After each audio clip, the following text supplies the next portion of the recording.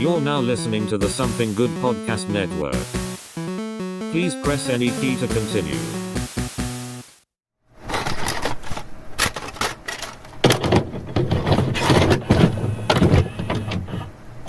Yep. Mm-hmm. Don't touch it!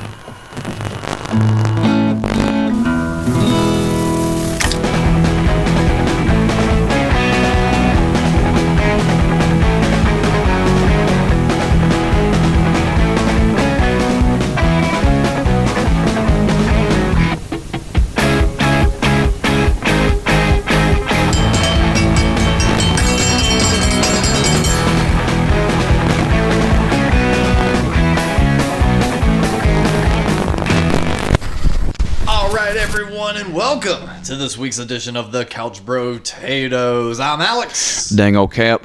Goddamn, season 9, man. What a terrible fucking season. Yeah. I hate this season. I was scrolling through the fucking There's only list. like 2 good episodes and all this. Yeah. Even those aren't that great. I'm scrolling through the episode list right now. There's an Enrique episode. That's kind of where we are in the series. Yeah.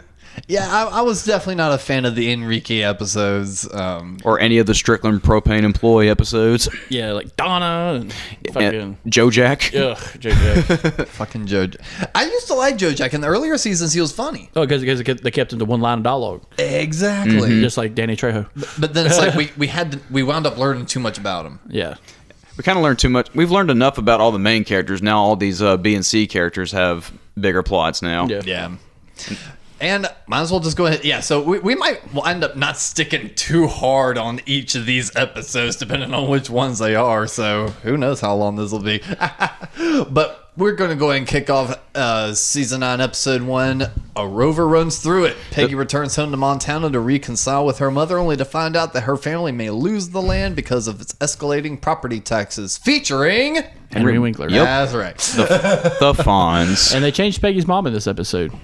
Okay. Yeah. And they changed her mom. Her mom was like when you first see her a few times, she's like this like doppelganger of what old Peggy would look like. Yeah, your idea of what she would be. Because this is the first time we see Peggy's mom, too, and she's right? kind of naggy. And she's kind of naggy. Yeah, I was going to say, because Chris is correct. Cap, we saw Peggy's mom. The first one that comes to my mind is the one where she's having to do the sex ed training class, and we see the flashback. Oh, that far We see her back. again in that wasn't Mono. Oh, yep. Because she does a flashback of when because Peggy's mom's giving her hell. She's like, "He ain't coming here to eat your food, bitch." Like, Yep, I remember that. Yep. But no, they make her so much worse in this episode because Peggy's mom's a cunt. Oh yeah. Like, you can feel bad about her losing the farm or anything, but fuck her. If you hate Peggy, there's a reason because of that bitch. Yeah, that's kind of like one more peel behind the, another layer of Peggy, going to her home base. The episode only has like one saving grace about it, I'll say, when we get to the end of it. Yeah. But this is actually one of those things where Hank's actually getting bullied a lot. Yeah. And he doesn't even realize it. Yeah, because like, he actually, the whole thing was Henry Winkler and people from, Is that West Henry Coast. Winkler on a horse? Yeah, they're gentrifying Osage County in Wyoming, and which is a real thing. But also, people own vast amounts of land in Wyoming. Yeah. I think there's only like 500 people that actually own it's like- all the land of Wyoming. Right. So Wow. not counting the companies. Damn. Like There's still plenty big of oil in them. there's still plenty of undeveloped property in Wyoming. Yeah, like undeveloped. They just mean they didn't put a fucking Wendy's in an interstate. through it. Right. like we see every fucking stop in every county. Yeah. But like Wyoming is vast and gray and dark. It's like it's the place you go and live off the grid on. Yeah, well, Or Ken, pretend you do. Ken and them, they went through Wyoming for that tour or whatever, and he said, dude, there's signs on the fucking walls, like in rest stops and fucking restaurants that said, don't drink the fucking water out of the tap. I believe it. Because Wyoming is About as bad as fucking like Flint, Michigan and shit like that. worse probably because, that nobody lives out there. That dude's finally going to jail apparently, where he's getting indicted for it. Yeah. Holy shit. Yeah. How long has that been going on for? at I this was in point? Too long. first year of college. Holy shit. God. Yeah, sorry. Thanks Breaking for the news. Thanks for the real world moment. That would be there, like, Pam. that's the year ender of like every year. It's like, oh, this thing happened, this thing still has dirty water. No, this thing, Yeah. still has dirty water. Still, holy. I mean, it's not like that fixes the water, but at the same time, it's Yeah. still just like, holy shit. Shit, yeah. But yeah, Wyoming's like that too, huh? Wyoming it's basically a state owned by corporations in real life. Like that's a fact. Okay. Big oil and fracking, baby. Right. Yeah, and this episode just And the really Badlands. Yeah. this episode just really seemed to kind of go nowhere. It was just constantly that bickering between Peggy and her mom, and then Henry not wanting the cows to go through his land. It's a Peggy-centric episode, and the whole point, like, Peggy saves the day for the ranch at the end, and she's still miffed because her mom's a cunt. Yeah. And the only saving grace about this episode is, like, she's getting fucking mad, and then Hank has to step in and like, look, you saved the fucking farm. Mm-hmm. And she's like, and for what? For fucking what? And then Hank like looks on the horizon, and who's sitting on the horizon? Bobby fucking Hill on a horse, because he needs one more goddamn talent, right, to be king of Texas. I'm pretty sure like that's what the like if I we were talking about fake episodes. Yeah, that's an episode I would rewrite where Bobby is at like visiting his dad he hasn't seen because he's living in Dallas because he's become the governor of fucking Texas. Yes. I want to see that movie, Bobby growing up. Oh my God, yes. And his wife is senator of Texas. Connie Stupanusifa. Was one of the two Texas, the main representative of Big T. Love it. Connie Stupanusifa, the honorable congressman from Texas. Even that sounds like stupid as fuck. Joseph grows up to own the Dallas Cowboys. He's playing for the fucking Cowboys, bro. He's playing for the fucking Cowboys, bro. Yes. Fucking 5-time MVP Pro Bowler. Fuck yeah. Fucking Arlen's native son, baby. Tony Romo's just calling his name out from the fucking microphone. Yeah, they're at the Super Bowl. Who's doing the halftime show? Big motherfucking Cake. Yes. I love you, Dad. He finally gets old enough to realize. Oh. And Dale is still just like, why does he keep calling him Dad? Oh, no, Dale's dead. Dale's dead. Dale's dead. Yeah, he's a fucking Boomhauer finally clipped that motherfucker. they had to put him down. Dang old boom, man. Instead of ordering like 20, he ordered like 500 gallons of ammonium nitrate instead of 500 gallons of pesticides. Dang old take the shot, man. That's what it is. I ain't gonna go, man. I ain't gonna another Timothy McVeigh, man. OKC. Jesus. As you can tell, we're having much more fun writing our own episodes and continuing this season. But at the end of this episode, that is a good moment, yes. But do you remember the end of the episode, like the credits? They do one of the credits things where Hanks talks during the credits. Oh yeah. Those were always kind of like, they catch you off guard Like, at first. he did one for the election. He did one for like a beer. It was the the butt one. Yeah, he did one for that one. But like this one, he's like sitting there with Henry Winkler. Yeah. And he's like, thank you, but for your information, Henry Winkler does not hate cows. I know. Even though he likes jazz. It's like, I only had to do that like maybe 2 or 3 times with the PSA. Yeah, I love the PSAs. The King of the Hill PSAs are great. Oh yeah. It was the when Hank had a fake ass and the Chris Rock episode. Yeah. Because he was like, Hank has a fine ass. Yeah. Thank you. It's a really nice ass. I appreciate that. Hey, look at this butt. It's just really nice. Okay, I think we need to go to the X-Files now. Yeah. Yes. Yeah, like there's only like 4 or 5 maybe in the whole series, which I love. And it felt like that was maybe a callback because they only did that in the earlier seasons. Yeah. And it's weird to think earlier seasons. This is how much as 9 we've talked years, on it. Yeah. Yeah, we're in 2004 at this time. Yeah. Late 2004. Late 2004, going into 2005 later on. Ooh, the surge in Iraq. Yeah. Yeah, that's the second surge. Yeah, And, I remember 2004 pretty well. Right. And speaking of heading into 2005, the episode 2 in here, Mrs. Wakefield, their Christmas episode. Oh, I didn't like this episode. Yeah, Just a weird old lady. It's where the I weird know old it. lady shows up to their house, and because she used to live there as a child, or like Yeah, it her was, and her twin sister used to live there. yeah, And her twin sister died in the house. yeah, in Bobby's room, or, Yeah. or No, she said in no, the hallway. She had an infarction, and then she somehow, with her, as I quote, arthritic-stricken hands, Yes. drug herself into the hallway and died. in Bobby's room, right there. So, Yeah. Oh my god! There weren't any like ghost themes to this episode at all, were there? Dale had an idea for a bed and breakfast, and then when he realized Hank wouldn't let this old woman die, he wanted to do a haunted bed and breakfast, so he tried to talk the old lady to die in his house.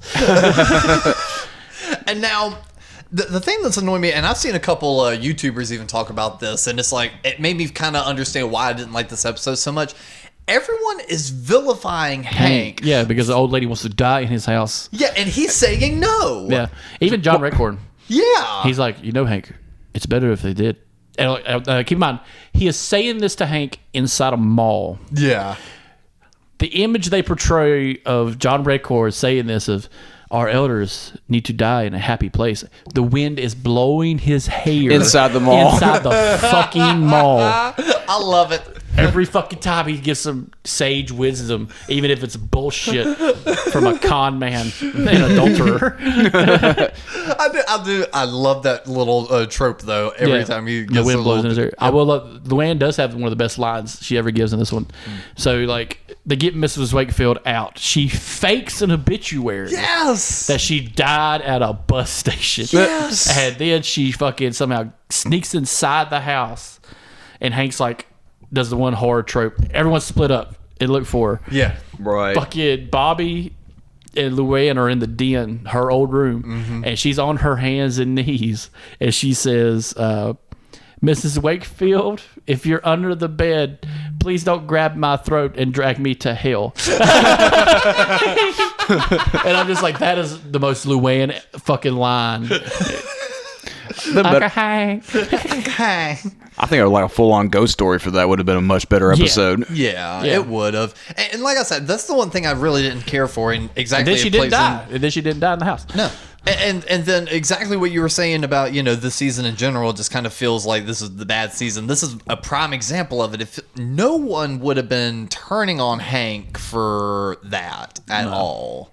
Especially not someone like Boomhauer. I think they were just like taking chances on different, ideas for the characters. I Just think they're trying to throwing, make Hank look like an ass. Yeah, but it came through very, very hollow because the viewer is even sitting here going, Hank's in the right. In fact, he's being a little too kind. Well, I would have really... Well, even the fucking cops. Even the cops were just like, what the fuck, Hank? Because Hank is like Because fucking. she's like, what did I do? And they're like, nothing, ma'am. I know. It's just like, fuck you, bro. Hank's strict TV dad, Yeah, I know. But so that's why I was saying even the cops are just like, oh, you little old lady's done nothing wrong. That's the cops in Arlen anyway, because we've seen the cops in Arlen act, and they're Yeah, they're all right. shit heels. They get Big goofier. Willie wouldn't lie. They get Big goof- Willie's got a Super Bowl ring. They get goofier and goofier like as the fucking seasons go on too. Yeah. Is Fred Willard in this episode? Or is he later on? I didn't see him as a cop. No, He's a cop later on though, right? Fred Yeah, Do Willard. you have the Wikipedia up? no, he was just have he was the IMDb. cop in the Big Use Willie. the Wikipedia. Yeah, he was the cop in the Big Willie episode. Okay. But yeah, He's in quite a few of them. Yeah, he does different voices, Gotcha. kind of like R.I.P. Fred Willard. Yeah. Now, I was going to say, this is Cap's Mr. Jamie Jimmy with the computer over there. Jab. I was wound up just using like the front page of Google just from the quick little synopsis. Now, Cap is going to be the one reading off and telling people the... For those with the audio medium in the visual area, Right. Cap is there. Well, fucking Wikipedia's King of the Hill season 9. It just has like a fucking one sentence Yeah, it's the Hulu- description, it's the and Hulu. that's it. Yeah, but usually underneath the description, if there's like a guest star, it'll say like it'll list who like in that little. So if there's nothing there, there's probably no one. Nah, didn't seem to be. All right. Yep. So that's what that one was, and then but yeah, how did it really wrap up? She just kind of fucked off. No, it was the Christmas party started. Oh yeah, the Christmas party And started. they're like, "Let her stay, Hank. Fuck." And he said, Come on, Hank. That would have been a really fucking good line, actually. Let's let her stay, Hank. Fuck. Jesus Christ. If it was made now, that's what they would say. Colloquialisms change. I feel like Dale would have delivered that line. Jeez, Hank, just let her stay. Fuck. Nah, Peggy would have said that because her new level of bitchiness for the 20 aughts would have been so higher. Oh God. Yeah. But yeah, man, it's so. Now they had the Christmas party, everyone's over, and this is where we found out like a little factoid about Bill. More about Bill, yay. Yeah, just a little factoid. John Record's really excited to be there because he's got Bill as his Secret Santa, and Bill goes all out on gifts, and I was kind of like glad to see that. Then I was like, oh, that's the thing. Me and Bill are alike now. Oh man. Like I treat gift giving like a sport. So, Oh, but you caught yourself just relating to him. yeah, it sucks, don't it? God damn it. If only if I owned a house, was in the army, wanted to kill myself. And it's real good at cutting hair. So good he could be gay. And then episode 3 is the Death Buys a Timeshare, in which Cotton winds up just trying to buy a fucking timeshare. Yeah. That's really all there is to it, and Hank has to stop him. Yeah, Hank stops it, but then regrets it and has to pay for fucking a week. I forget why he wound up having to regret it. Because his dad. All right, so at the beginning of the episode, we find out Topsy died Yeah. and left Cotton $10,000 for his funeral arrangements, which he saved money and still had $9,980 left. So he spent $20 on Topsy's grave, which is actually a bag of ashes and a toilet somewhere. Yes. Damn it. Because cotton. Because Cotton. But they decide to go down to Old Mexico, and he looks at Boomhauer and Dale and Bill and he's like, I need a new friend. You. and he's bored with hanging out with Bill because, like, the story Bill tells the gang after the weekend, they hung out for 2, maybe 3 days, and Bill comes back. He's like, and that's when your dad said, Fatty here can eat 50 potatoes, and he was like, bullshit. And then I died for like a minute because Bill ate 50 fucking potatoes. And then the B plot of this is Peggy, Dale, and Bobby going into swimming pools. Oh yeah, they're fucking Yeah. they're House hopping. Yeah, house hopping. What a weird fucking B plot. Yeah, breaking and entering is a weird B plot. Yeah. What? Yeah, especially it's because Peggy had all those properties she was looking at, right? Oh yeah, this is when she's kind of transitioned and becoming a fucking real estate. Realtor, Yeah, she's Yeah. still with that paper and still going toe to toe with that eye patch dude. And turns out she's worse at selling houses than she is at teaching Spanish. Yeah, she's very bad at this job. Wasn't it the last season the one where they were doing the play to sell houses? Yes, was it the Yeah. last season? Yeah, It that's was what either I that or thought. the year before where they got the actors. Yeah, that was. That one was weird.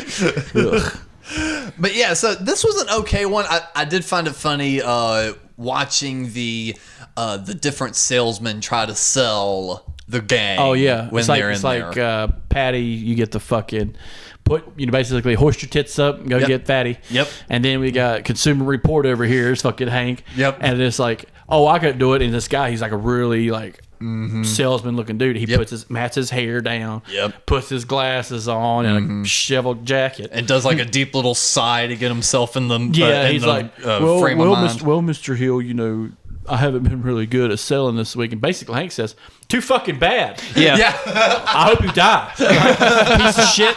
Like, you try to sell me a fucking grave to die in, you piece of shit? Hank will not accept. Trying to rip me a shovel? Huh? Hank will not accept well done meat or bad propane sales. Yeah, but like he knows a bad salesman because he's a salesman. Yep. And plus he knows like the rules and laws of Texas and Mexico, Yep. which was no American can own land in Mexico. Yeah. Which kind of devolves the whole timeshare process. Yeah. Because you're basically buying land with a group of people. Yeah. That you could spend on it like so little time. Oh yeah, like a week or two out of the year. Yeah, my parents max. have a timeshare, and it's like, but theirs is structured to where they can go anytime they want to. Yeah. But But it's probably because it's not sti- done by a bunch of people. It's yeah, probably on a still, smaller. but it's still a timeshare at the end. It's like there's going to be that one time you're going to call, and they're like, no. We have it right now. No. Something like 50 other people are here. Like, you can't do that. Yeah. So why don't you give us another? You're renting 6 land months. in a group. It's worse than communism. Yeah, and I know that the main hook of it was the only reason Cotton even wanted to do it is because he wanted to meet El Presidente. Yeah, the El Presidente, the mountain climber. Yeah. And you don't even show him. No. They don't even show him, and that's the whole reason. The guy tells the salesman, like Hank tells the salesman, he's like, the dude lives on $300 a month pension, And he's like, what? Yeah, you can't milk him. He doesn't own property that you can foreclose on. So go fuck yourself. He's like, all right, fuck. He tears up the contract, and then he goes to see Cotton, and Cotton's like really excited to get on the yacht and everything. He's like, fuck. And he ends up buying a week there. And even they brought out that salesman, that shit salesman. He's like, well, Mr. Hill. And like the guy in the back's like, nah, man, he's in the back. Okay, sign here, and there. Yeah. And that's the reason I did like it is because, you know, especially in those early 2000s, there was a lot of, I mean, it's always been like that, but it felt like within that period of the late 90s to like mid 2000s, there was a lot more shady like salesmen, like wherever you would go. Well, you would have the boom of the internet age, and like this is before Amazon became what it is now. Yeah, but I touched on that quite a few times. Yeah, but people on the show, but like in the early 2000s, if you remember, this is 2004, 2005. Interest rates are basically gone because of 9/11, and we're still pushing that as an economic promise. Gas is fluctuating wildly. $5 a tank at some fucking times. But yeah, by the time 2008 hit, it's $4 or $5, and that's when the housing market crashes.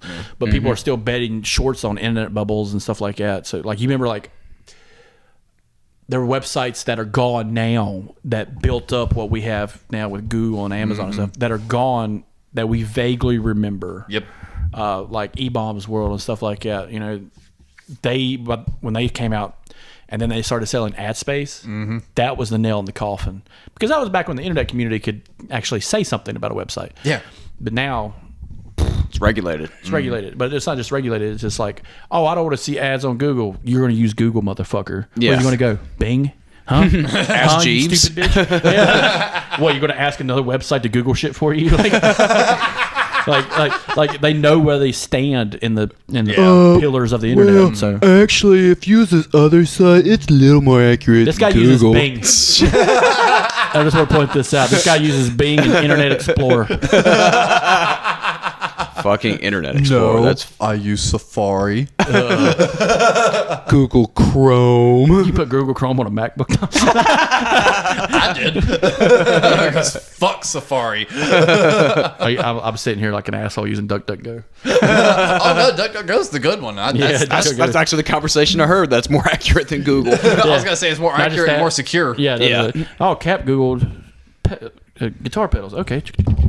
Cap, would you like different colored guitar pedals? Yeah, I do actually. Those look, all your fucking YouTube commercials are nothing but like Guitar Center and those look, Amazon. It's like, look at it, isn't it pretty? Give us your money. Yes. But yeah, no, it felt like there was a lot more con men, if that made any sense, within the sales world in the early this is era. This is the death of the salesman. Actually, this era is the death of a salesman because you don't need them no more. Yeah. Now you can just put your product online, or we could buy anything online. Yeah. And this was what it did. It put nail in the coffin on people who were doing shady fucking shit, especially real estate people, because those people are the biggest con men in the world. And you know what? And I think social media even kind of helped change that, because let's just say real estate, you know? Yeah. Let's say there was a really bad real estate agent that was really fucking over people. All of a sudden, someone makes a post about it. Yeah. Oh, wow. You know what? Now that I'm looking at my contract, I feel like they fucked me too. What about you? What about you? All of a sudden, they're getting outed. Then the next person gets outed. Then a guy looked at that and said, man, what if I could do that with restaurants and create Yelp? Yeah. I really hate the Burger King on 4th Street. They always short me on fries. I'm going to make a whole website dedicated to shutting these places down. That's why I have so many KFCs, because they never do wrong. I'll disagree on that one. I've gotten more bullshit from KFC. The Colonel can hear you. He has many faces. Have you seen the commercials? His faces change. He's immortal. He will not die. He'll shoot you. He's a shapeshifter. Yeah, he's a shapeshifter. He kills people. No. He's a parasite, and he latches onto a new host and takes form of their body. And slowly takes them over and gives them the mustache and beard. I know we're 3 episodes in, but I know I really want to do an episode about fast food cryptids. 1 minute he's Norm Macdonald, the next he's Jason Alexander. Holy shit, is that Reba McEntire? This is not King of the Hill at all. We have gone for almost 20 minutes. We're in Kentucky. What the fuck? We're in Kentucky. We've done 20 minutes of episode, and we're on episode 4 now. It's that bad of a season, y'all. It really is. We're honestly having more fun. All right, yeah, episode 4. Peggy tries to spruce up the front yard by purchasing a lawn gnome. King of the Hill, just gnomes. Gnomes. And this is where Peggy fucks with his lawn. It's not cool. Yeah, and I think that's the other reason why.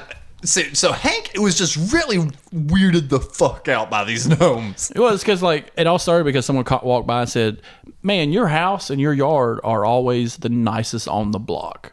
It was a couple walking. Yeah, it's a yard pride episode. Yeah. And then Peggy's like, "Well, actually, we," and he's like, "What the fuck's this we shit, bitch?" Yeah. Huh? I don't see you out here with a fucking rake. All Peggy wants is some love and recognition. God damn it. She gets that in the bedroom. It is always implied that Hank fucks. Yeah. That urethra went wider than the Nile that one night, huh, Peg?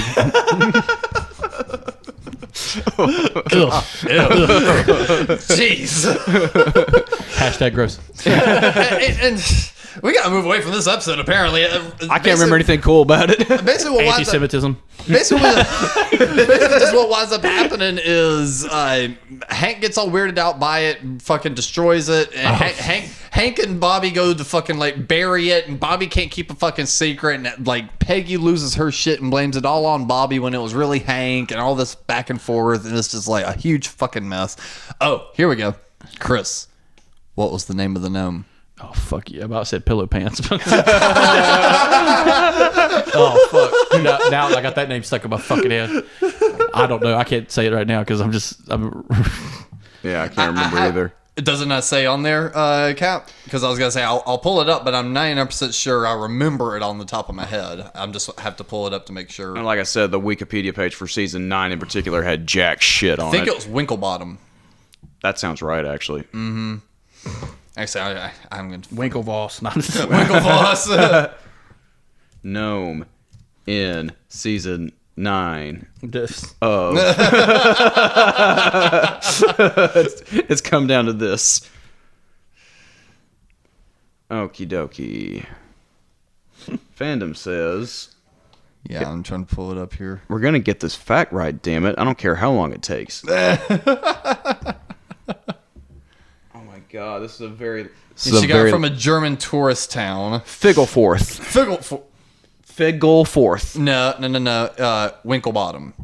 Where's the Figgle? What the? It's a collection. Oh, okay, I see it now. Yeah, you scrolled way too far. Hank presents the Figglefort to Peggy because that was what they had in replacement because they didn't have any more Winklebottoms. My brain and went... then she gets into the whole lure of the gnomes, and it's just yeah. It's because they go to that fucking store and they're like, "Oh, you can't set them out there without this, that, and the other, and without this sort of feed." And Hank's like, "Oh my!" Those people have schizophrenia. Hank's like, "They need help." Figglefort just sounds like it should be a gnome name anyway. Yeah.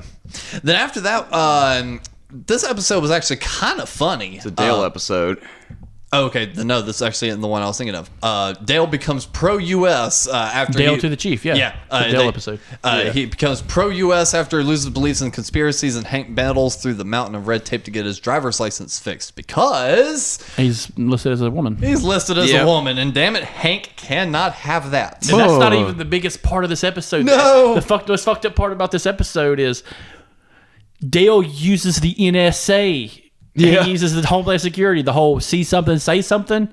Yeah. He's like, my neighbor is defaming the American flag that I painted on his roof. And he wants to change his ID. And it's just so many fucking bells ring off for the FBI. Then the FBI guy shows up. He's like, "Oh, we're sorry, Mr. Hill. I'm not saying I'm looking for a certain type of individual, but you are not that type of individual I am looking for." So have a good day. And then Dale just goes down a fucking rabbit hole because he's got his little camera. He still has a live camera inside at Hank's house. Yeah. In the kitchen, which I think is still like fucked up. Of course it is. He's sitting there. He's sitting there in his like Patriot gear, and he's got his little turtle is actually walking into frame, which I thought was funny. Yes. And he calls the fucking Homeland Security again, and they about fuck him up. I'm just picturing present day Dale just getting into QAnon and shit like that. Oh man, he's too smart for that.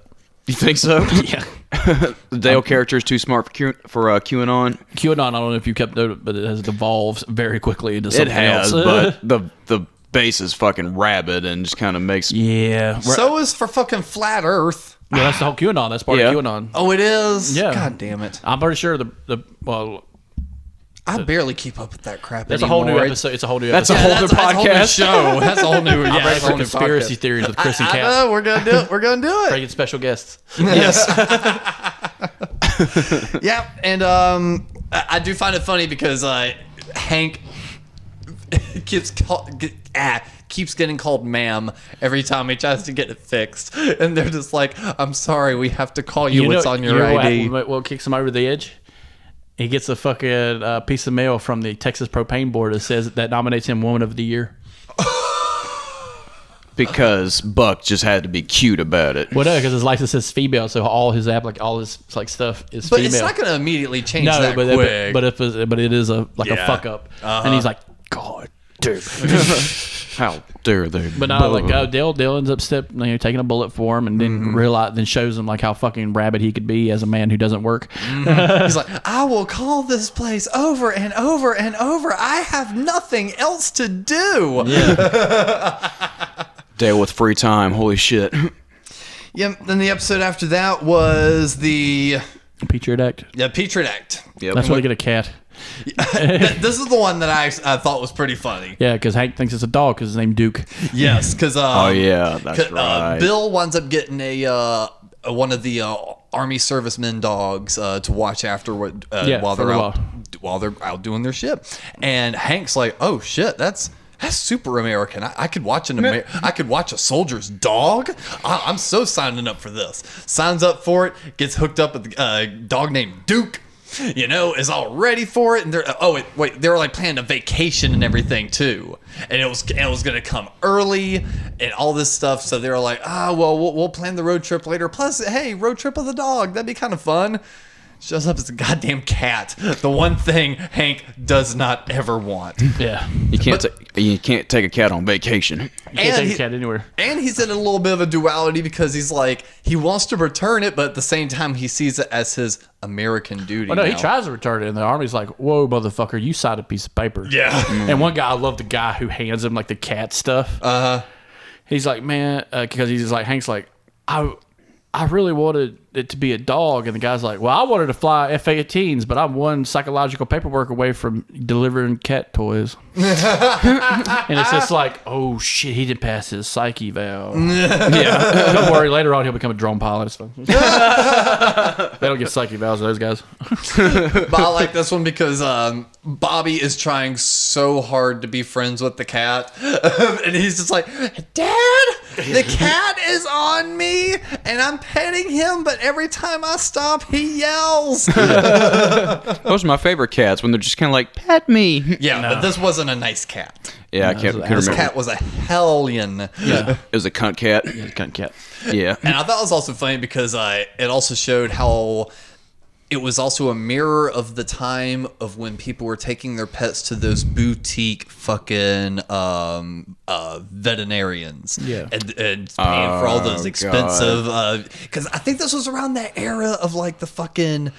Was this like when The Simple Life and shit was being played on Fox? Yeah, So like 2004, 2005, yeah. So that's when the dog was the fashion accessory. So you wanted to like spend all the fucking money on it and all that shit. And it was a nice little mirror to that also, I thought. I remember South Park, didn't think Paris about Hilton's that. dog kills itself. Yeah. Yes. All our little animals kill themselves. killing themselves. And then I love you. That's Butters. in a yeah, fucking Dobbs co- Butters is in a bear suit.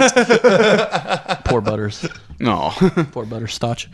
And the one thing I did like about this episode, though, was for once, Bill got a good ending.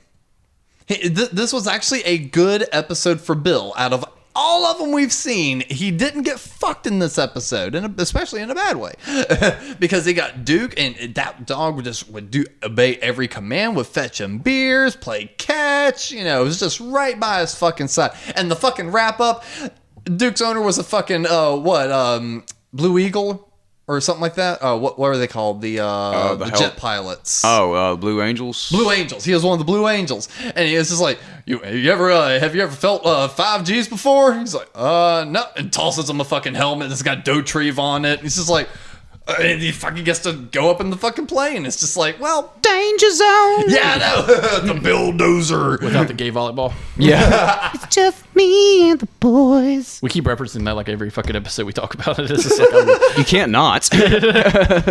save me, Tom Cruise. With the crazy magic. Yeah, and then, here we go. Episode 7, Enrique Syllable Difference. Yeah, this one's weird. It's the one where Enrique and his wife are having fucking marital issues. Man, Hank saves the fucking day. And Hank makes himself too fucking available and gets himself caught. Yeah, he ends up going to like a quinceañera, if I remember right, don't he? Yes, it was. It was a bunch. It was like he gets. And that was like the first time I ever heard that word. I was like, what the fuck does that mean? Oh, did you not? Yeah, I didn't. At the time, I didn't know what a quinceañera was. Oh, got it. Yeah, and I just found this episode odd because Enrique definitely intruded himself into the family way hard, and it got to a really creepy aspect. It's basically a Spanish version of Bill. Yeah. Yeah. But his was a lot more creepy about it because he was just so jovial and like, oh hey, like you're approving of this, even though you're not. I'm gonna pretend you are. My favorite moments are when Enrique and his wife are arguing in Spanish, and Hank just kind of slowly backs away. He gets into his truck and just takes the fuck off. Cap and I were watching that one. I was like, I feel like that would be you, and he's like, Yeah. So they're fighting. I'm gonna let them handle it. I'm just gonna go, guys. So when I got a thing. See ya. I have a thing over there In English. at least so I can fight with you. Yeah. I keep hearing my name every so often in here, so I don't like this. Yeah, and There's not really much to say about this episode, really. no, Yeah. basically it just winds up being Enrique's coming over way too often, weirding out the family, and Peggy basically tells him, she's like, you got to put a stop to this.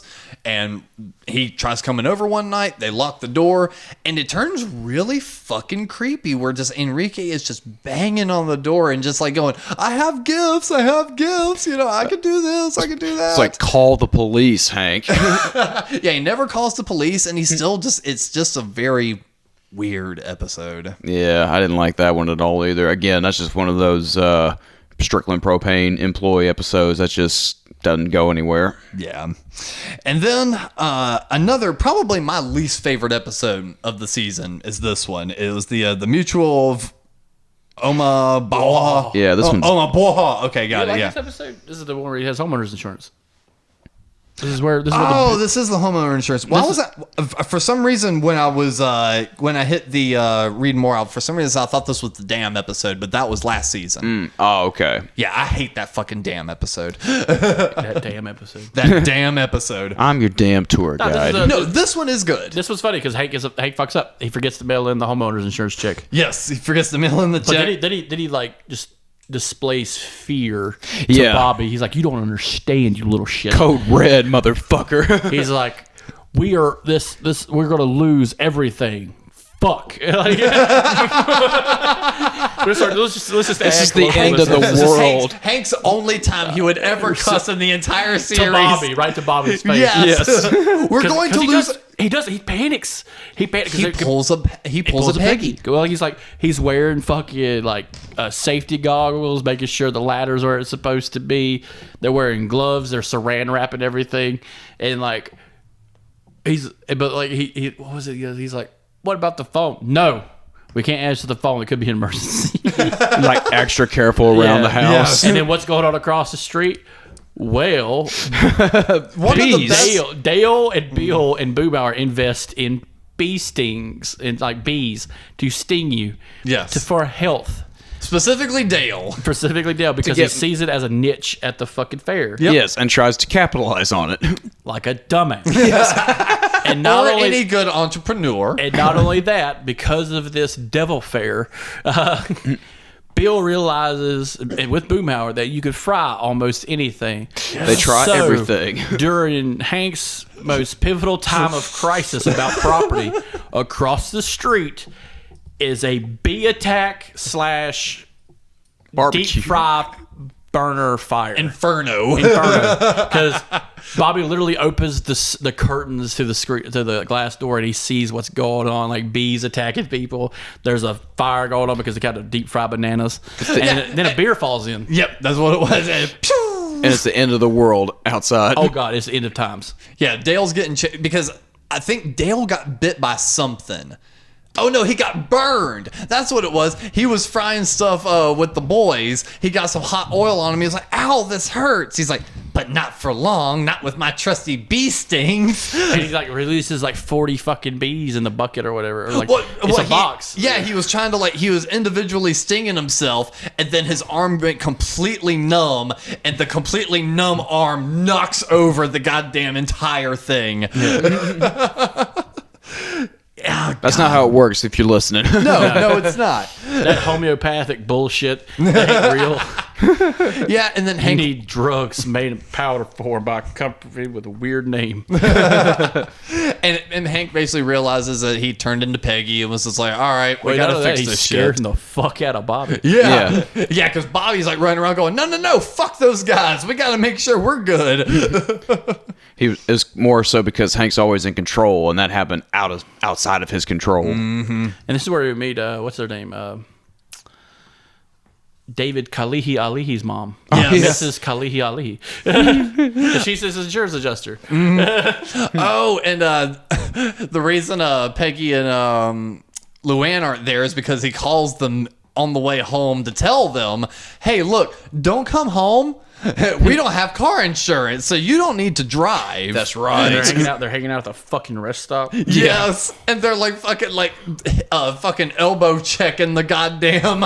Oh, the way all the- the platter women can fucking knock down a fucking vending machine. Yeah. Oh, yeah. Because Luann, she's like, She's redneck hood. yeah, just wait She got the- all fucking shoulder into that motherfucker. She's like, look, I got Skittles. Trailer park strength. Oh yeah. And then remember he's on the phone with her, and then she's like, "Hey, the cops come." And you can No, hear officer. you can hear over the phone. He's like, "What you back the fuck up?" No, officer. I swear it was on its side when we got I here. love that they're sitting on the park bench. Hey, Luann, you thirsty? I can have a drink. All right, it's my turn. What do you want? I'll take a Dr. Pepper. Wham! Sun kissed. Keep going. Yep. Then episode 9 was taking care. Caretaking of- Yeah, caretaking care of business. That was weird. yeah, That's it the is. old man. Yep. Football team forfeits a big game due to poor field maintenance, but Hank Yeah. resolves the booster club from resigning the field keeper. And then the field keeper gets a fucking head on him because he thinks he was the one keeping up the lawn the entire time and fucks it up. Yep. Again, But- way worse. But Hank and the crew don't want to do anything about it because they love the guy.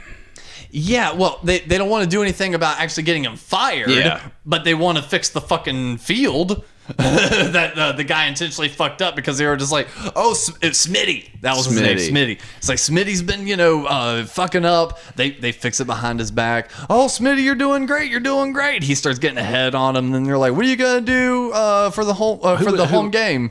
Who was Smitty? Smitty was the The groundskeeper. No, I know who. I'm talking about who voiced him. Oh, Christopher Lloyd. okay. Oh, okay, Christopher yeah, I Lloyd. remember that now. You're right. Yeah. And And the B plot, I think, is Luann becoming a redneck again. Yeah. Like, not just redneck, white trash. oh yeah, I think this is when she starts hanging out more with Lucky. Yeah. Yeah. Like she falls in love with the truck with the rims. Yep. Oh god, yeah, those early Lucky episodes where they're not fully together yet are a Yeah. little odd. Yeah, because it's got Trace Adkins in it as his best friend. Yeah. Well, it's like even the character of Bucky because he's still a little bit more like bachelor, cool Bucky and stuff like that. But it's like I've seen him so much as the in a good way, pussy whipped version. You know, hey baby girl, kind of. You know, that version of him. That is really odd to see him as the lone wolf, Bucky. Yeah. He's like, I got my 10. Lucky. I keep calling him Bucky. God. Oh, that's funny. He's Touched by Buckley's angel. Buckley's angel. But no, he's just he kind of does the old. I had a thought about it. Now it's gone about Lucky. Was about Buckley. Buckley. You got Buckley in my head and made me think of the part where he comes up and it's just but that fucking Gary Glitter song comes up. Hey. Hey. But yeah, rock and roll. but yeah, Lucky's still living off that 10 grand or whatever he got from the Slipping fucking off the PP. Yeah. And then he's kind of figure out ways to make more money. Yeah. It's really hard to fucking get hurt. He goes stump hunting. That's all he really does. So my getting injured for government loans days are over with, or whatever he says later on. Yeah, and yeah, so not much more happens on that one. Smitty winds up fucking up the yard because he got the big head, and then the guys saw it in the middle of the night and tried fixing it. I think they got caught. Yeah, they get like arrested. Hey, you're fucking up Smitty's field. What the fuck's wrong with you? Yeah. Of course, the perfect little plot More twist cop thing. problems. I think Koth is very anti-cop. Right? I think Mike Judge had something to say. All cops are bastards. Now, Bobby, you can't trust a cop. And how did this one wrap up? Like, how did they get the? No, they fixed the field and they retire Smitty. That's what it was. Yeah. I was sad they didn't bring back like Terry Bradshaw and all them. I know it, right? To be part of the boosters because it was a big boosters thing. I could have seen Terry Bradshaw being a regular on fucking King of the Hill. Yeah, bud. After that, we had Arlen City Bomber. Luann takes a second job as a member of a roller derby team to get out of credit card debt. Fucking Lane Pratley. Yes. Yep. Lane Pratley is trying to fucking fishtail him on a fucking paycheck. Now, who is the bigger scumbag, Lane Pratley or Buck Strickland? That's a hard one. You like Buck Strickland because you're more familiar with Buck Strickland. No, that means he's the biggest piece of shit. Yeah. Because Lane Pratley, one of his funniest lines was, I'm Lane Pratley of Lane Pratley Ford and Lane Pratley Chevrolet. Lane Pratley Hyundai soon because my father ain't doing so good. And I'm just like, fuck! Hold on there, Hondo. That's what, like, Lane Pratley is that guy. Yeah. But he's not fucking Thatherton, so. Well, no, just the reason it made me kind of think of that, just being in the regard of it being more scummy. Lane always seems to kind of fall in the realm of more the womanizer. Yeah, because he got a prostitute from Hank. Yeah, exactly. So it's like that's kind of where I'm going with it, where I'm just like, Buck may be a little womanizing. Hank but hired first of all, Buck Strickland hired the prostitute to begin with. I was going to say, Buck's the one always pulling the strings. He's the bigger piece of shit that knows all the angles. That's how I see Buck. Lane Pratley is just a piece of shit. Yeah. Strickland's the king of pieces of shit. I'll take that one. I'll take that. And this was a pretty good one because I like an episode where Luann gets a little something good for her. She finds something that she likes. Yeah. She does boxing one episode. Now she's doing a roller derby. And Peggy gets into it. She was the bride apparent for a cult leader. Yeah. For a pig man. And I find it funny though that she owns a house technically. That's and true. She owns a trailer. However, if the trailer's turned over, it's no longer a trailer. It's her logic. Uncle Hank. No, Uncle Hank. Now, Luann, I have a beer. If I turn it over, I still have a beer. Now, you have a trailer, but it's Uncle Hank is turned over. It's like, God damn it. I love that moment. And I do find it interesting though that this is another like Peggy fuck up. Well, that's what I was gonna say. That every time Luann gets involved with something, Peggy has to also get involved with it. Yeah. Because it's like even with the boxing thing, Peggy wound up being right in the middle of it. Yeah. Only this one, she fucking joins. Yeah. You know, it's just like buys it. Like this is another buys a team fucking with Hank's money. Yeah. Now that's exactly what she's doing. It's not their money; it's his money. Because right now she ain't making no goddamn money. Again, terrible. Nothing compared to Hank. Again, terrible Spanish teacher, terrible real estate agent. You know how many coffins Hank has to build? Yeah. How many, and Hank how even many mentioned- times he has to substitute teach to get that kind of money? Well, he was even mentioning that. He was just like, I think he even said something like, well, what you? This is a we. This is our money. Like, he basically saying, he's like, bitch, you spent my money on a fucking roller derby team. If the show was made today, there'd be a lot of backhanded comments like, oh, this is going to make money like the bookstore. Yeah. Or that motorcycle you made me ride bitch in. Huh? Peg? Then the next season's like nothing but divorce. And Bobby think it's his fault when it really is his fault. The Hank and Peggy version of A Marriage Story. Oh. Yeah. Oh, except Hank's not a sad sack. God, that movie is rough. Oh. Fucking Black Widow breaking up with Kylo Ren. Yeah. Essentially. And basically it just ends up being they buy a team. They reneged the rules. Yeah. For, not for the team, not for the sport, but for the ownership. And basically they got really good, and then they got really bad, and they did a buyout, and then they got all the women paid and left. Yep. So Just like that. So it was actually kind of an interesting way they kind of went about it. It was a good metaphor for like what college sports are back then. Yeah. I was gonna say even wrestling. Yeah. College, I'd argue even college sports today are just kind of like how recruiting Yeah. the recruiting techniques of like these programs. Yeah. Is nefarious. It's like, oh no, you can make a lot of money doing this or that, and it's just like, no, the fuck you can't. No, you can if you're really fucking good and don't get hurt. If you're Ohio State, you use championship rings as currency. Yep. God, what a And great- Alabama. What did you say about Nick Saban? You Oh, piece of shit. Is he? I'm sorry. Nick Saban is the greatest coach of all time. Don't kill me, Nick Saban. Roll Tide. Sports. Okay. I love it. Like Alex is like, what the fuck are they saying? I was just like, names. I don't know any of this. Episode 11. John Redcorn gambles on his future and decides to build a casino to create a venue for his band to play. Big Mountain That's Fudge allegory for now. Cake. It's allegory for now since no one has a venue. Fucking Right. We need to make our own. That's what we're trying to do. Yep. Seriously, think about this episode. Dude, I have been thinking about that since Brad talked to me a while back. I was like, what if I did a chain venue to the rim in like the sticks of Iredell County and just called it the Trail to Hell? Oh And you end shit! at the rim of hell. Yes. But you just trail it out, and it'd just be an outside venue. I'd buy like a couple like just shit buildings, for bands to stay in overnight. But like just build a stage and keep it outdoors, and do like a drive-in thing on it. Nice, we don't have shows. And I was just like, man, if I sold dope.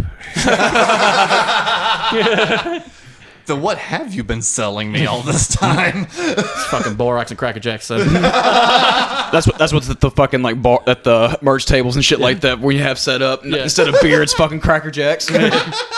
Come watch the kitties. Watch the punk rock. That'd be dope as shit though. But I like this one because Bucky's in his band. Coach Trace Atkins. Yeah. John Redcorn, Trace- Bucky, and Trace Lucky, Atkins. yeah, Lucky. Lucky. I keep saying Bucky. God damn it. This isn't Disney Plus. It's not. I'm ready for Falcon and Winter Soldier. No, I like how fucking Trace Atkins is in. I know you use that gif all the time with Lucky and John Redcorn. That's awesome. I'm in a hole where my soul should go, and then he ends up breaking children's songs. Oh yeah. I think it was one of them.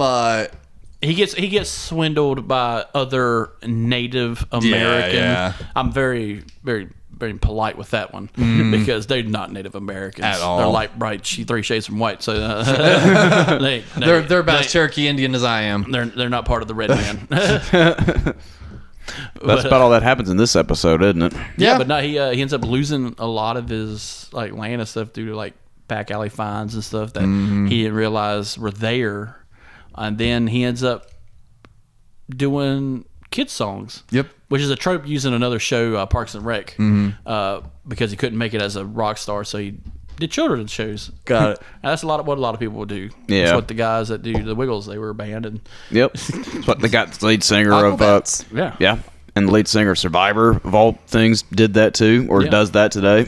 Yeah. Like seriously, I think the Aquabats, they started as like a serious thing and then went to kid music, and then as soon as they went to kid music, they were like Cha-ching. they were like, okay, hey, we can get the parents' attention again too. Hey, look, we're gonna do both. There you go.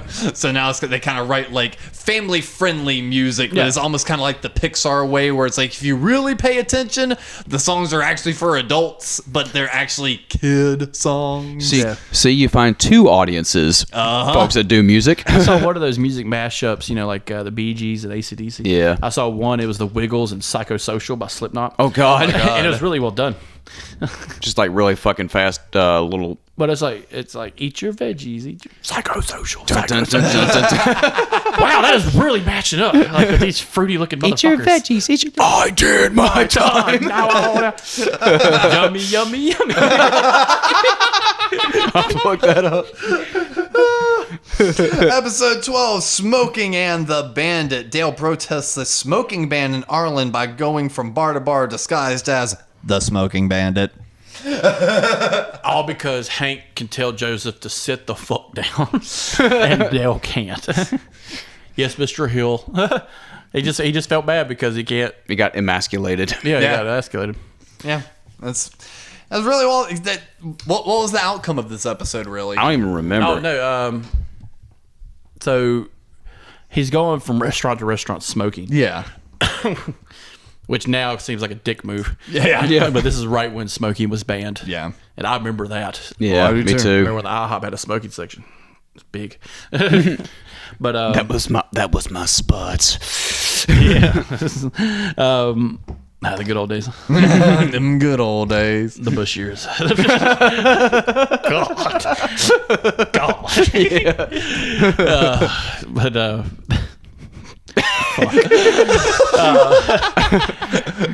No, it comes down to where Hank and the boys, or Hank doesn't like that the boys are idolizing the smoking bandit.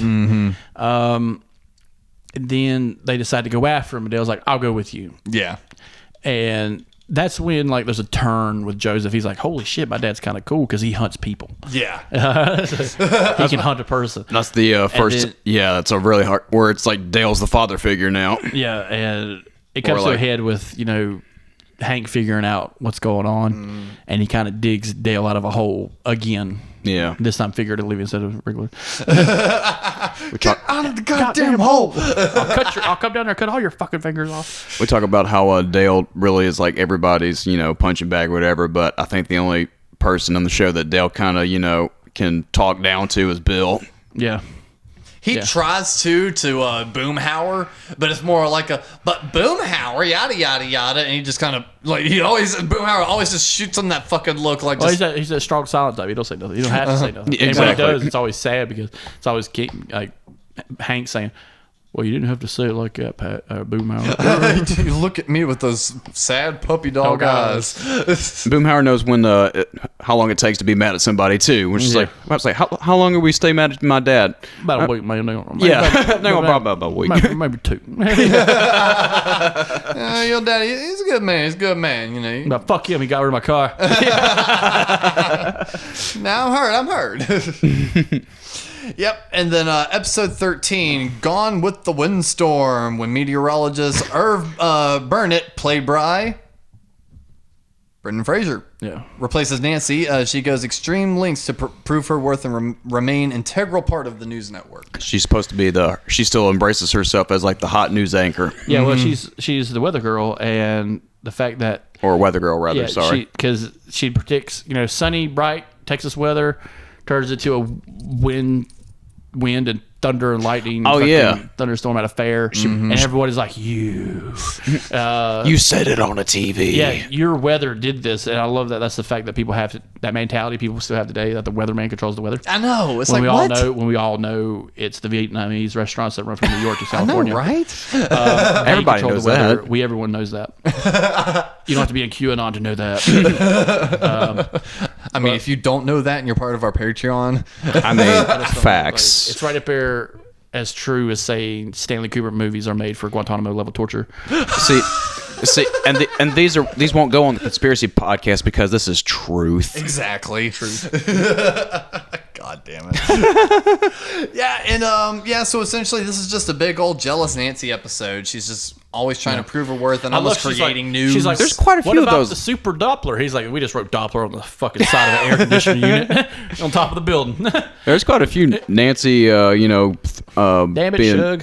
Yeah, there's a lot of Nancy episodes towards the end where her career is threatened by one thing or They another. go into the forest fire. They go directly into the forest fire. yes. And he's like, turn to the van. The EP is like, Yeah. turn to the van. Turn to the van. And the van explodes. And then it's like the connection gets cut. What happened to the connection? And that one girl who's sitting at the production desk, she's like, well, the van exploded, dumbass.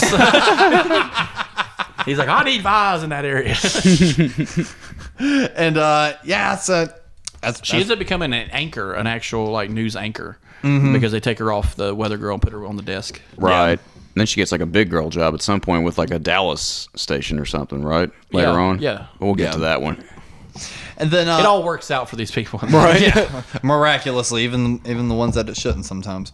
Episode 14, Bobby on track. Hank encourages Bobby to join the track team, but the coach uses Bobby to motivate better runners. Right, because Bobby can't do shit. And this coach is a dick. Yep. Is I'll replace you with Bobby in a fucking heartbeat. You using Bobby as like the bad carrot. It's just like, good God. Which technically isn't a great way of coaching. I mean, No, in it's the been episode done. it worked. yeah, it fucking worked. It did, but also at the same time when Bobby finally figured out, that felt bad. Again, athletics is fucked.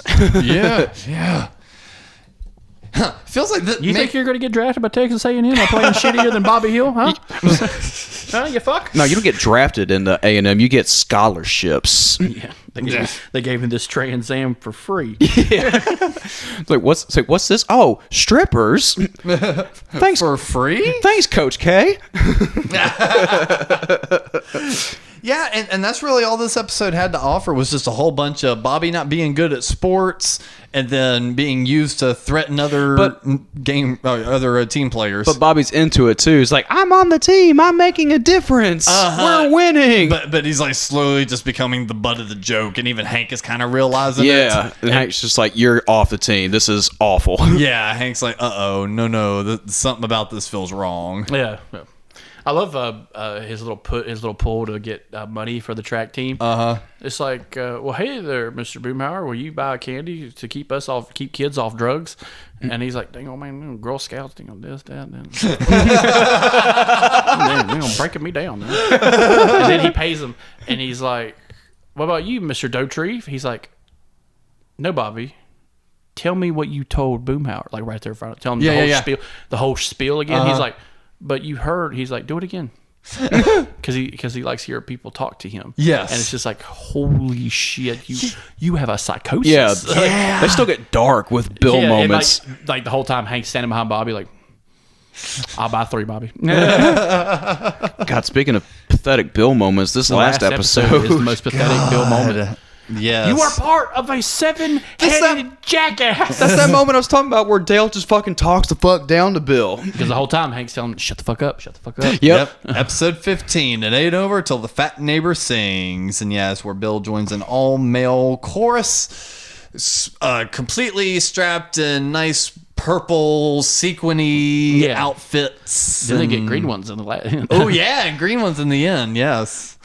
Yeah, it's just a weird like acapella group. Yeah, it's that era where like Glee is on TV and shit like that. And it's Fox. Yeah. That is also true. American Idol's on Fox, I think, at this time as well. Talent, all that shit. Yeah, all that crap. Reality game shows. Basically, King of the Hill is just saying that all those singing competitions are lame as fuck. Yeah. But I do want to kind of deposit. I mean, of course, the people were shown to be weird and a little off the beaten path, and it's definitely conveyed that this all male chorus is a little weird and shit like that. But in reality, they did have a decent point, which was it's making Bill happy and it's something he's good at. Where was the genuine harm in him being in that group? Same harm that was with the hot dog eating. Shame. I would say there would be more shame in the hot dog eating than There would was, be. but there's still shame at all, and he can't take shame Yeah. because he'll go into like a shell of where he becomes a cross-dresser and harasses people during Christmas.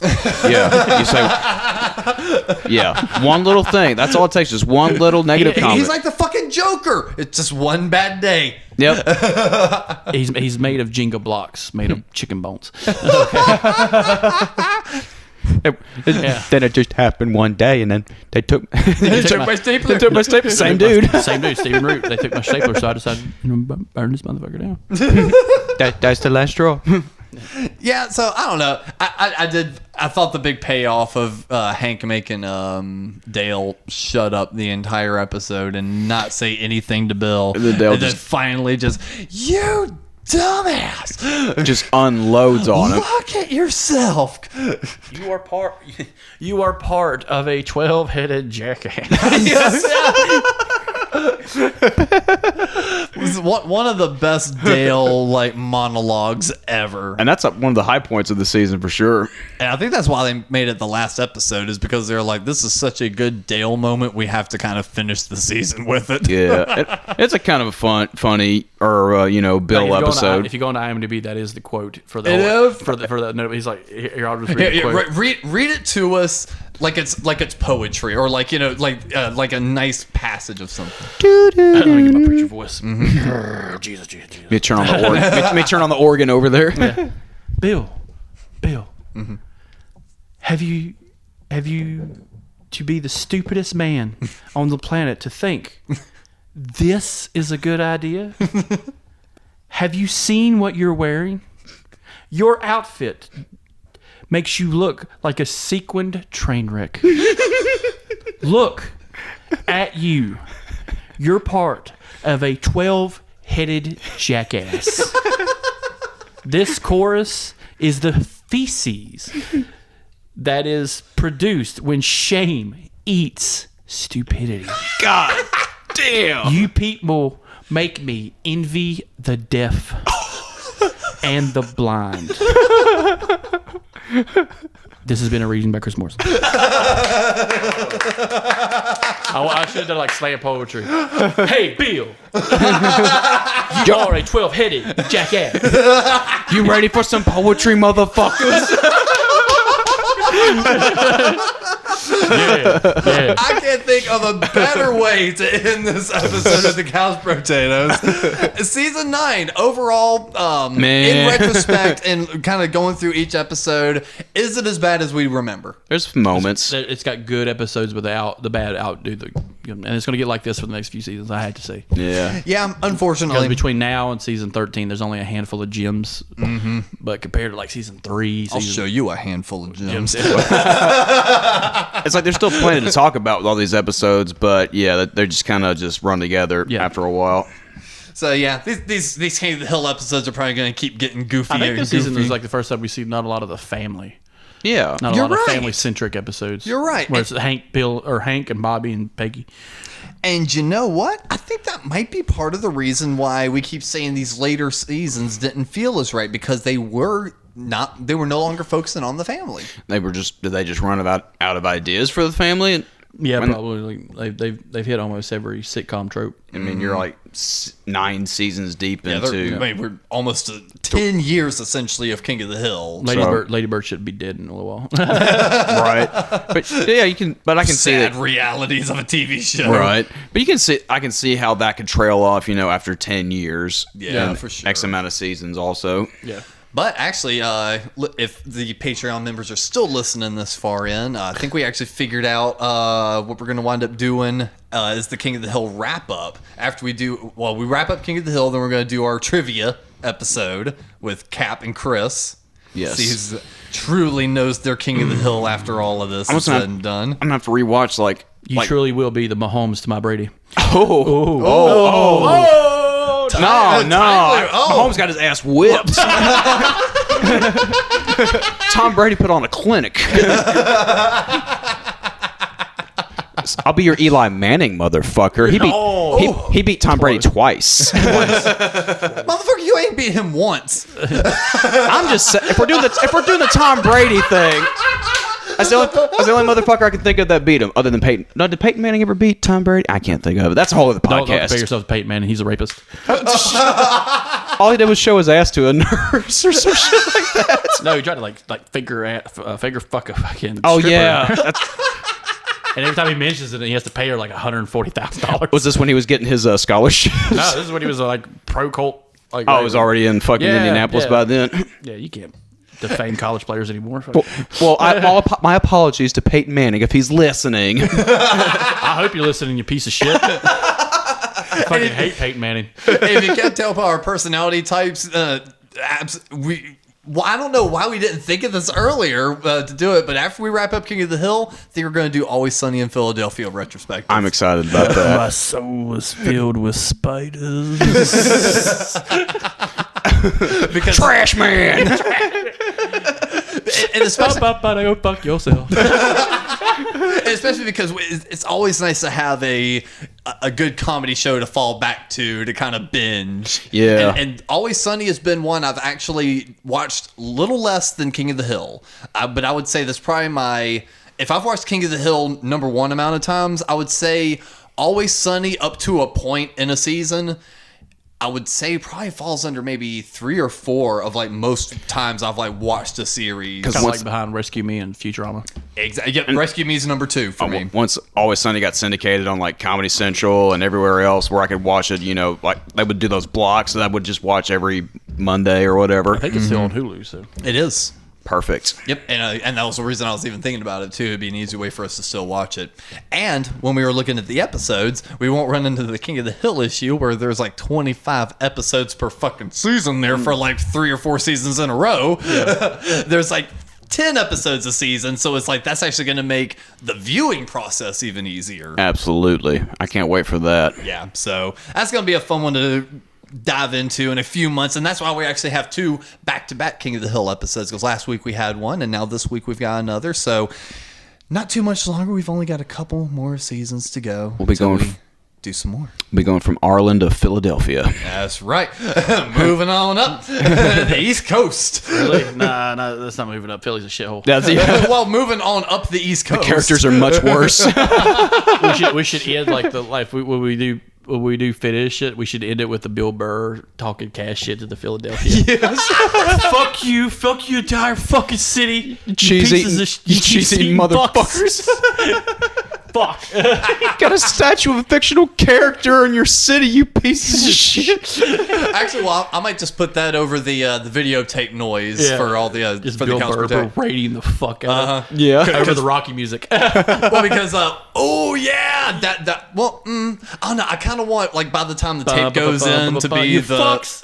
Yes. I kind of want by the time the tape goes in to be like the theme song of the show, but how we have to do like the over the King of the Hill one right now, have Bill like find like a line or 2 from Bill and just have him yelling over them, like putting the tape in the fucking VCR and have that be the new ongoing. Oh, that'd be awesome. Or the Patty's Pub song. And Patty Pub song 2. Worst Boogaloo.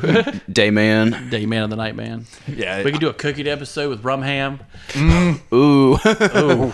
That's one of those where we all hide our keys. I'm getting more rum ham. Shit's gonna get weird in 2021, folks. Buckle the fuck up. For this episode of Couch Brotatoes, I've been Alex. Dang old Cap. Why do Arkansas girls turn their backs during sex? Why, Chris? They don't turn their back on family. Woo pig suey.